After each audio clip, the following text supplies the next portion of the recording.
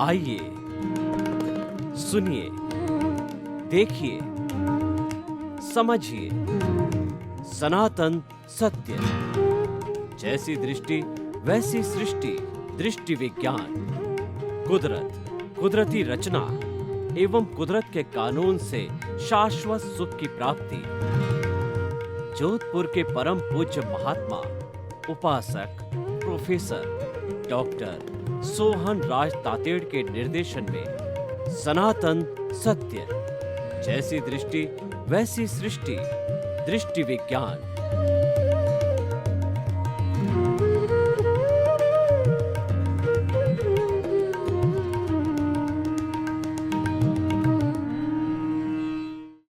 भाई और बहनों, मातृशक्ति को नमन। आज का हमारा बहुत सुंदर विषय है कि भविष्य के गर्भ में क्या छिपा हुआ है। देखिए, गर्भ जो होता है, पृथ्वी का गर्भ होता है, माँ का गर्भ होता है, मादा का गर्भ होता है। तो गर्भ में क्या छिपा हुआ है वो आवृत है। वह जब तक अनावृत नहीं होता है, हमको मालूम नहीं है कि उसके अंदर क्या छिपा हुआ है। वह हिडन है।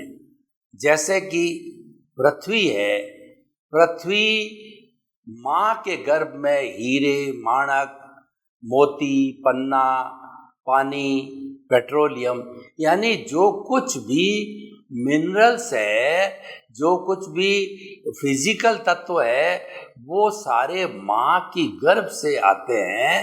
इसीलिए माँ को गर्भजा बोला जाता है। जैसे कि सीता का जन्म गर्भ से हुआ था, पृथ्वी की गर्भ से, तो गर्भजा बोला जाता है, यानी माँ की गर्भ से जन्मी हुई। तो वो सब हिडन होता है। और जब उसको खोदा जाता है, जब उस लेवल तक जाया जाता है, तब जैसे मकराना की खाने हैं तो उसको खोदते हैं तो कई जगह मकराना निकलता है, कई जगह ग्रेनाइट निकलता है, कई जगह टिटानियम टिन निकलता है, और उदयपुर साइड के अंदर चांदी निकलती है। अलग अलग जगह पर अलग अलग तरह के मिनरल्स निकले। कोलार गोल्ड फैक्ट्री में गोल्ड निकलता है, कहीं से प्लेटिनम निकलता है। तो ये अलग अलग क्षेत्र में अलग अलग और होते हैं। माँ का गर्भ बहुत बड़ा विशाल गर्भ है।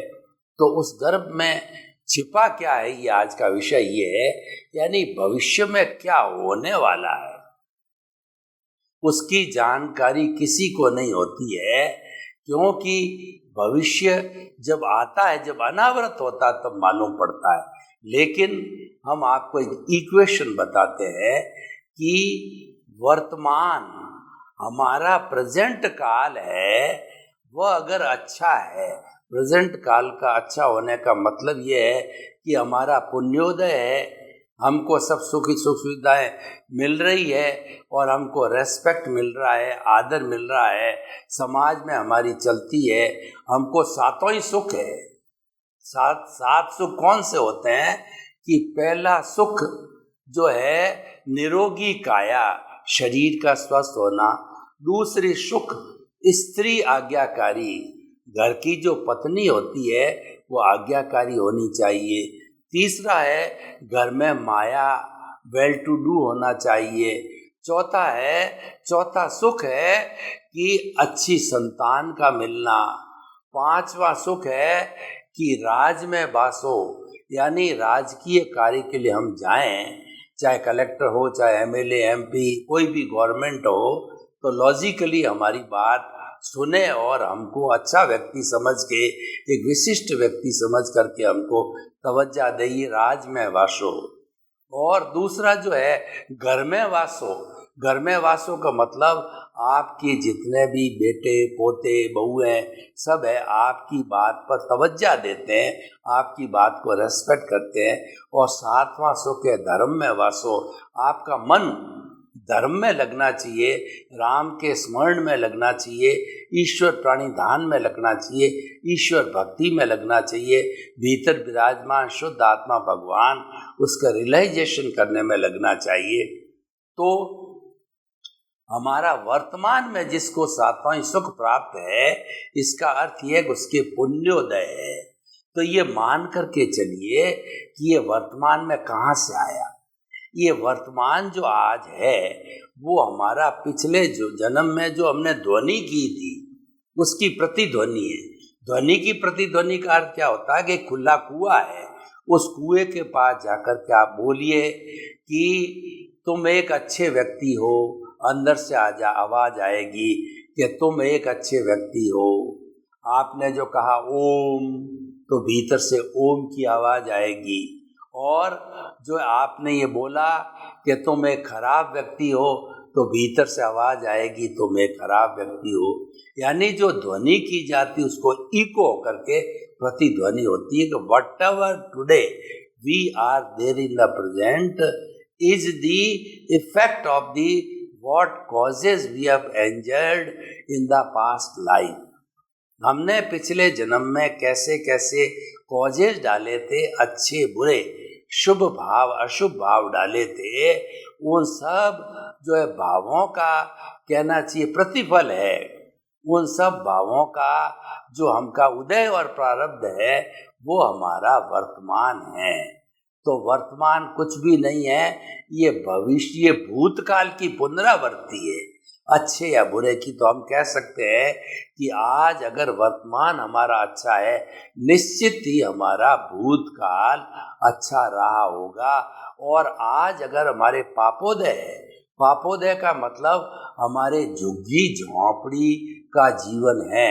झुग्गी झोंपड़ी आपने देखी होगी, बॉम्बे में बहुत सी जगह होती है, बड़े बड़े शहरों में होती है।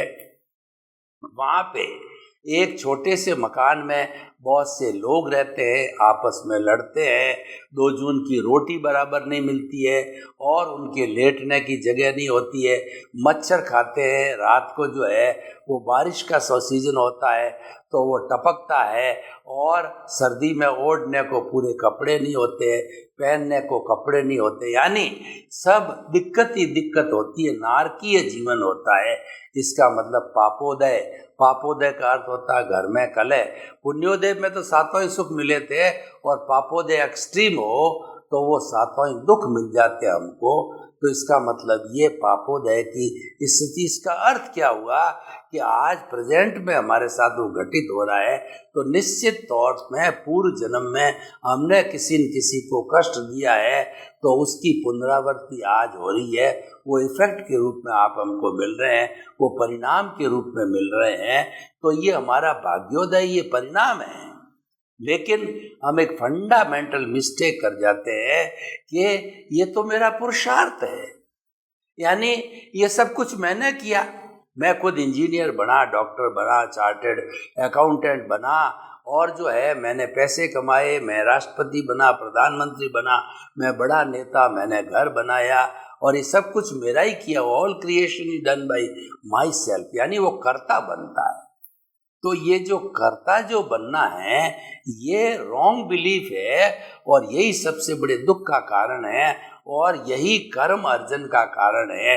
ये हमने पूर्व जन्म में कुछ न कुछ ऐसे कर्ता बन के पैदा किया, उसका ही फल हमको मिल रहा है। तो ये पुण्योदय पापोदय का भेद रेखा, डिफरेंस मैंने आपको बताया। यानी जैसा जैसा हमारा प्रीवियस बर्थ हुई होती है, उसके अनुरूप ही जो हमको मिलता है। तो दूसरे शब्दों में ये कहना चाहिए कि जो कुछ परिणाम आज चल रहा है, जो भाग्योदय आज चल रहा है, उसको कृपया पुरुषार्थ नहीं माने। पुरुषार्थ अलग चीज होती है, परिणाम अलग होता है। तो इसलिए अब हम दोनों बातें हमने की, और आज हम अच्छा कार्य कर रहे हैं, अच्छे डीड्स कर रहे हैं। अब देखिए, डीड्स 2 तरह के होते हैं। एक तो हमारा पूर्व जन्म का जो कुछ भी पुण्य और पाप चल रहा है, भुगतान हो रहा है शरीर के द्वारा, उसमें हम तन्मयाकार नहीं होते हैं, और जो है मन वचन काया से हम मुक्त रहते हैं, उसके साथ जुड़ते नहीं हैं, मात्र उसके ज्ञाता दृष्टा रहते हैं, मात्र उसको देखने वाले और जानने वाले रहते हैं, तो हमारे नया कॉज नहीं पड़ेगा। नया कॉज कब पड़ता है कि जब हम जो है उसके साथ में जुड़ जाते हैं, यानी कर्ता बन जाते हैं। कर्ता बनते ही ऑनरशिप, डूअरशिप और हमारा कर्मों का बंधन हो गया, कॉजेज बढ़ गए, जिसका कि आने वाले समय में इफेक्ट मिलेगा। और हमारा जो राग द्वेष है, हमारी जो कॉजल बॉडी है, उसका हमने विस्तार कर दिया, घनत्व बढ़ाया, वॉल्यूम बढ़ाया। तो इसका अर्थ ये हुआ कि आज अगर हम अच्छा कार्य करते हैं, गुड डीड्स करते हैं, हमारा भविष्य अच्छा रहेगा। और आज हम बैड डीड करते हैं तो वही कॉजेज आने वाले समय में इफेक्ट बनेंगे। कहने का अर्थ ये है, आज मैं जो सोहन राज हूँ, पिछले जन्म में मोहन राज नाम के व्यक्ति ने कॉजेज डाले थे, और उसकी परिणति जो है वो द्रव्य कर्म के रूप में 8 तरह के द्रव्य कर्म में वो कॉजेज बदल जाते हैं। वो कहलाते हैं घाती अघाती कर्म, ज्ञानावरणीय, दर्शनावरणीय, मोहनीय, अंतराय, नाम, गोत्र और जो है वो वेदनी और आयुष्य। ये 8 तरह के जो है द्रव्य कर्म इस जन्म के अंदर मैं उदय और प्रारब्ध के अधीन भुगतता रहूँगा। अब ये सोहन राज जैसे जैसे नए कॉज डालता है या नहीं डालता है, अगर जो है भुगतान चल रहा है उसके साथ तन्मयाकार होता है तो कॉजेज बढ़ते हैं। तन्मयाकार का अर्थ होता है कि कर्ता बनना, और तन्मयाकार न होने का मतलब अकर्ता बनना। कुदरत तो यही कहती है कि कोई भी जो है सृष्टि में कर्ता नहीं है, कर्ता तो व्यवस्थित शक्ति है। कर्ता जो है वो हमारी कहना चाहिए साइंटिफिक सर्कमस्टेंशियल एविडेंसेज है, मात्र वही एक कर्ता है, दूसरा विश्व में कोई कर्ता नहीं है। पर मनुष्य अहंकार के वशीभूत होकर के स्वयं को कर्ता मान लेता है, तो कर्ता मान लिया, तन्मयाकार हो गया और कॉजेज पड़ गए। कॉजेज पड़ने के बाद में वो आपके कर्म का बंधन हो गया, वो आपको भविष्य में भुगतना पड़ेगा। तो हम ये कहना चाहते हैं कि इस जन्म के अंदर हम जैसे शुभ और अशुभ भाव करते हैं, जैसे कॉजेज डालते हैं और नहीं डालते हैं, वो शुद्ध भाव हो गया। तो वो डालने से जो हमारा भविष्य बनेगा वो सोहन राज नाम के पुतले से यशवंत राज बन गया। तो मोहन राज ने किया, सोहन राज ने भुगता, सोहन राज ने किया, यशवंत राज ने भुगता। अब ये तीनों के अंदर, भूत, भविष्य और वर्तमान के अंदर जो एविडेंस है, जिसकी प्रेजेंस से कार्य हुआ, वो हमारी वही आत्मा है जो तीनों समय में एक सी है, और वो अनादि अनंत काल से एक सी चली आ रही है मूल स्वरूप में सारी आत्मा। और उसी से शक्ति प्राप्त करके प्रतिष्ठित आत्मा है वही कॉज डलवाती है, तब वो कॉजल बॉडी के कारण जो है वो चार्ज आत्मा हो जाती है, और जब वो भुगतती है तो वो डिस्चार्ज हो जाती है। तो चार्ज डिस्चार्ज वह करती रहती है। इसलिए कॉजल, ये जो हमारी प्रतिष्ठित आत्मा चार्ज और डिस्चार्ज दोनों हैं। तो भाइयों और बहनों, आज का किया हुआ आने वाले भविष्य का जो है वो इफेक्ट बन जाएगा, और वो भविष्य की गर्भ में छिपा हुआ है। तो आज मैं जानना चाहूँ कि मेरा भविष्य कैसा होगा, भविष्य की गर्भ में क्या छिपा हुआ है, तो आप ये टेस्ट करिए कि आप इस जन्म में कैसे कॉजेज डाल रहे हो, और इस पूरे जन्म के अंदर जो आप कॉजेज डालने का पूरा करेक्शन का सिस्टम है। कैसे सिस्टम ये कि मान लीजिए ये जो हमारा 90 वर्ष का जन्म, ये 3 घंटे की पूरा एक पेपर मान लीजिए, ये पूरा पेपर है, और पेपर में जो हमारे क्वेश्चन पेपर है वो हमने हल कर दिए। हल करने के बाद में 2.5 घंटे यानी जो है हमने बीच बीच में उसको ठीक किया, वो भी करेक्शन हो गया, और अपने लास्ट के जो देखा कि आधा घंटा बचा हुआ है, इसका अर्थ यह हुआ कि 60 साल करीब निकल गए, अब 30 साल बाकी बचे हुए हैं। तो उसमें प्रभु भक्ति करो, ईश्वर प्राणी दान करो, और प्रभु का स्मरण करो, शुद्ध आत्मा का, भगवान का स्मरण करो, दृष्टि विज्ञान करो, और जो है ज्ञाता दृष्टा बने रहो, स्वरूप की जानकारी करो। ऐसा हम चिंतन करते हैं तो ये करेक्शन देते हैं। तो ये सारी करेक्शन होते होते लास्ट के अंदर क्या है, अंतमति सो गति। जो सारे करेक्शन के बाद के अंदर लास्ट में हमारी जो है वो आंसर शीट है, वह क्योंकि 3 घंटे का टाइम हो गया, अब घंटी बज गई है, इस आंसर शीट को हमें एग्जामिनर को सौंपना है। तो हमारा आयुष्य इधर संपन्न हुआ और उसके 2 मिनट पूर्व हमने वो आंसर शीट को जो एग्जामिनर को सौंप दी। तो आने वाले भविष्य के अंदर जो है वो हमको आंसर शीट के आधार पे हमको रिजल्ट मिलेगा। इसका अर्थ ये है कि इस जन्म के अंदर जो कुछ भी हमने किया है उसका जो है हमको फल आने वाले समय में मिलेगा भविष्य में। तो भविष्य की गर्भ में ये, और भविष्य की गर्भ को चेक करने के लिए प्रेजेंट में हम क्या कर रहे हैं, कितना करेक्शन दे रहे हैं। करेक्शन देने का एक तरीका होता है, मैं आपको बताना चाहता हूँ, वो है आलोचना, प्रतिक्रमण, प्रत्याख्यान।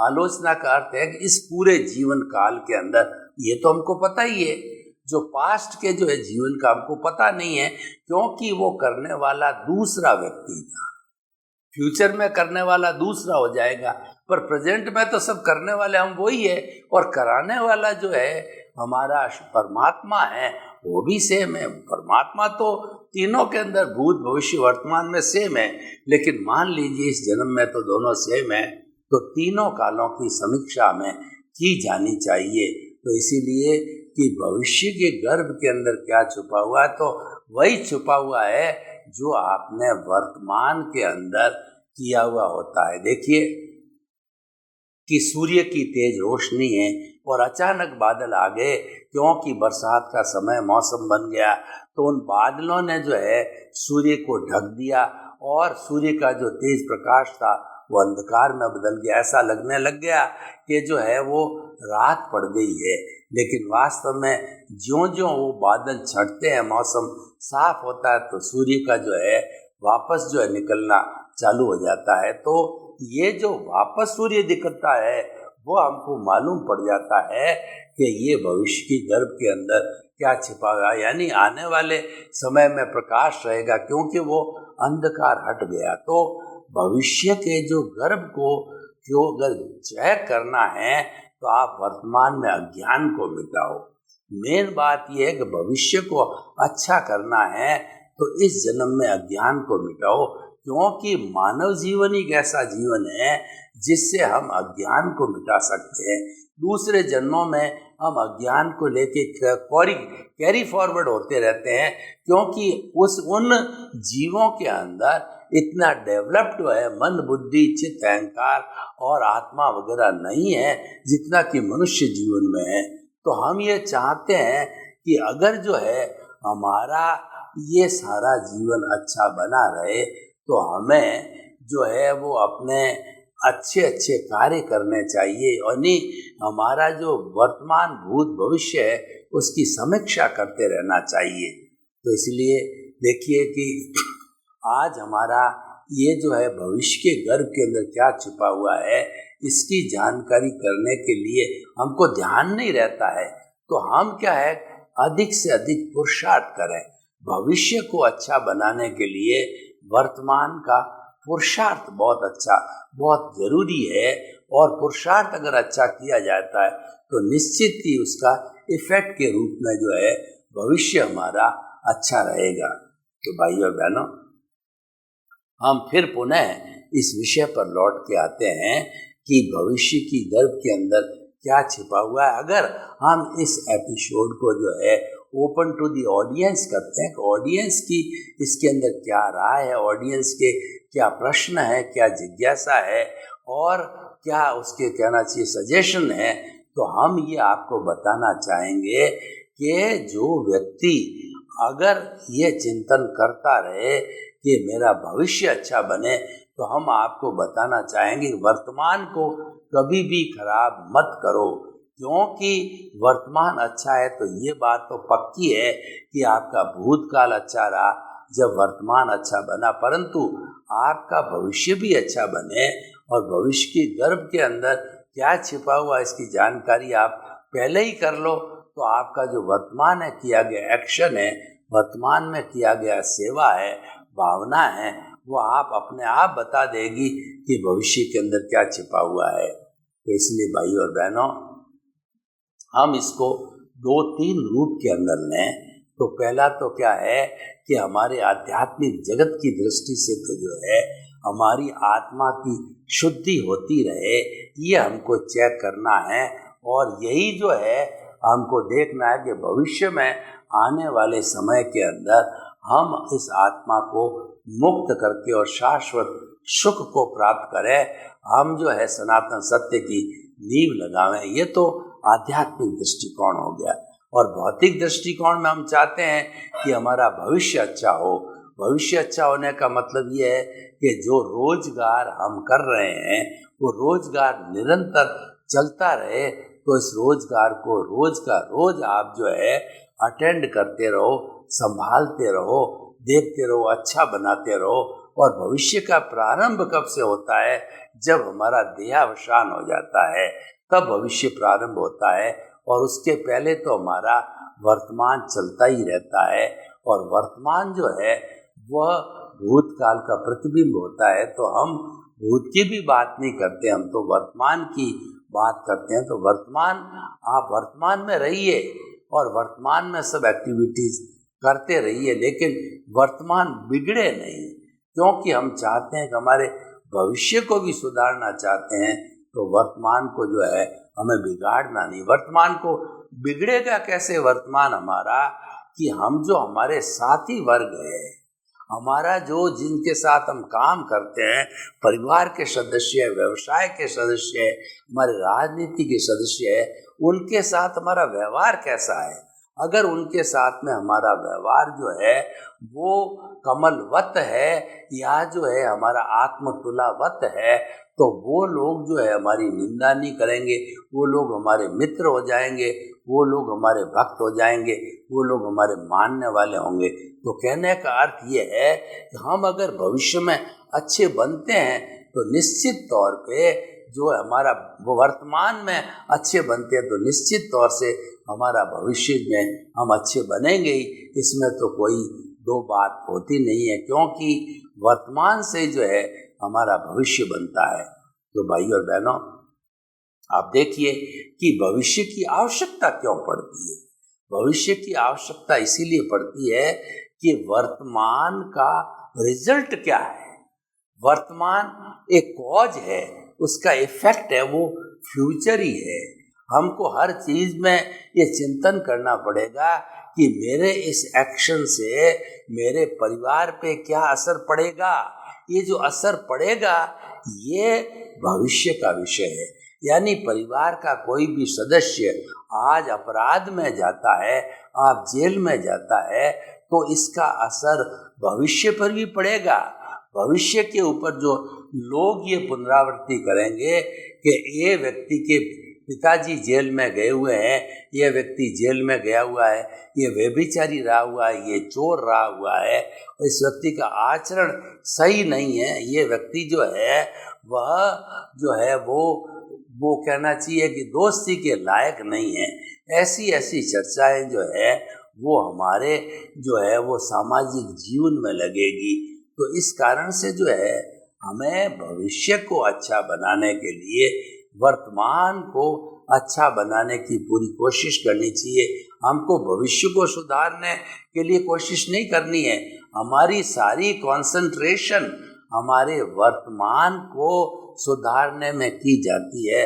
वर्तमान सुधर गया तो निश्चित मान के चलिए कि आपका भविष्य सुधर जाएगा। और जो है भविष्य की गर्भ के अंदर अच्छा चित्रण जो है वो अंकित होता रहता है। जितना हम वर्तमान के अंदर काम करते हैं वो हमारा भविष्य की चित्रावली है, भविष्य की जो ड्राइंग बुक है उसमें अंकित होता रहता है। क्योंकि ये आज का ही परावर्तन होगा और आज की जो है वो आवाज़ हमारे फ्यूचर के अंदर आएगी। तो इस तरीके से भाई और बहनों, हम आपको जो है ये बताना चाहते हैं कि आप हमेशा अपने जीवन को सुख शांतिमय बनाने की कोशिश करें, सुकून देने की कोशिश करें। हम अपने नेगेटिव थॉट से दूर रह करके पॉजिटिव थॉट्स के अंदर रहने की कोशिश करें। हम दुख में से सुख निकालने की कला जाननी चाहिए। दुख तो सर्वत्र व्याप्त है, उसको कहीं बुलाने की जरूरत नहीं। और वैसे तो देखा जाए हमारे अध्यात्म विज्ञान की दृष्टि से सुख और दुख है ये काल्पनिक मान्यता है, वास्तव में कोई इसका एग्जिस्टेंस नहीं। कैसे नहीं मान के आप देखिए कि हम किसी मंदिर से बाहर आ रहे हैं तो मंदिर के बाहर निकलते ही जो है बहुत से भिखारी बैठे होते हैं, तो आपने एक भिखारी को 100 रुपये का नोट दिया तो भिखारी आनंदित होगा कि मेरा दिन भर का कोटा इन महाशय के अंदर पूरा कर दिया। ये महाशय जो है बहुत अच्छे व्यक्ति हैं। अब वही जो है एक दूसरा VIP व्यक्ति मेरे पास से गुजर रहा है और मैंने उसको 100 रुपये का नोट दे दिया या 10 रुपये का नोट दिया, तो वो अपनी इंसल्ट समझेगा क्योंकि वह उसकी औकात से बहुत कम है। तो इसका मतलब एक के लिए तो सुख था और दूसरे के लिए वो कष्ट का कारण, दुख का कारण बन गया। इसीलिए ये काल्पनिक सुख और दुख जो है बिल्कुल काल्पनिक है। और दूसरा काल्पनिक क्यों है कि सुख तो हमारा जो आत्म स्वरूप है उस आत्म स्वरूप का जो है एक लक्षण है जिसको कि हम ब्लिस कहते हैं। ये ब्लिस है हमारा जो भीतर आत्म तत्व है, उस तत्व का एक लक्षण है। तो भीतर में ही खोजना चाहिए, भीतर ही है, बाहर खोजते हैं वह हमारा जो है एक मिथ्या दर्शन है। सर्वे भवन्तु सुखिनः, सर्वे सन्तु निरामया। लोक के सब जीवों को सुख मिले, शांति मिले, आनंद मिले, प्रेम मिले, सौहार्द मिले, सभी शांतिपूर्ण सहवास करके और अपने जीवन को धन्य बनावे। आपके प्रति मंगल भावना, शुभकामना। ओम शांति, ओम शांति।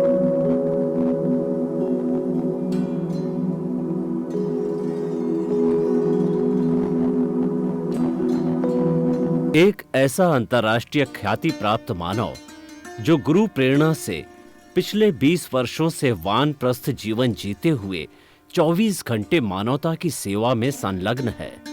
एक ऐसा मानव जो अभी राष्ट्रीय, अंतर्राष्ट्रीय टीवी चैनलों पर 7,500 एपिसोड के माध्यम से सनातन सत्य, आत्मविज्ञान एवं पुनरुत्थान, व्यवहार एवं निश्चय जगत के जीवनोपयोगी विषयों पर हृदय स्पर्शी प्रवचन कर चुका है। उस मानव का नाम है महात्मा उपासक प्रोफेसर डॉक्टर सोहन राज तातेड़। प्रोफेसर तातेड़ द्वारा योग, दर्शन, शिक्षा विषयों पर रचित PhD स्तर के 250 शोध ग्रंथ भारत के 100 प्रतिष्ठित विश्वविद्यालयों में शोधार्थी पढ़ रहे हैं तथा वे सभी शोध ग्रंथ वहां की सेंट्रल लाइब्रेरियों में उपलब्ध हैं। महात्मा सोहन राज ने अभी तक हजारों स्कूलों, कॉलेजों, विश्वविद्यालयों एवं संस्थाओं में सेमिनार, वर्कशॉप, कैंप लगाकर लाखों विद्यार्थियों को योग, दर्शन, शिक्षा का प्रशिक्षण देकर उन्हें सुसंस्कारित किया। डॉक्टर तातेड़ ने भारतीय संस्कृति उत्थान के 4000 से अधिक समसामयिक विषयों पर आर्टिकल लिखकर ऑनलाइन जर्नल, पत्रिकाओं, वेबसाइट्स पर प्रकाशित किया, जिसका उपयोग लाखों पाठक कर रहे हैं। उपासक तातेड़ के 5000 से अधिक आज का सुविचार, आज का शुभ संदेश, आज का मंगल भावना योग आदि चिंतन websites, Twitter, blogger, Facebook, YouTube माध्यमों से लाखों लोग अपना जीवन निर्माण कर रहे हैं। मानवता के मसीहा ऐसे महामानव महात्मा सोहन राज तातेड़ के प्रोफाइल को अभी तक विश्व के 20 लाख दर्शक यूट्यूब पर, 12 लाख गूगल पर एवं लाखों दर्शक फेसबुक, ब्लॉगर, ट्विटर और इंस्टाग्राम पर देख चुके हैं।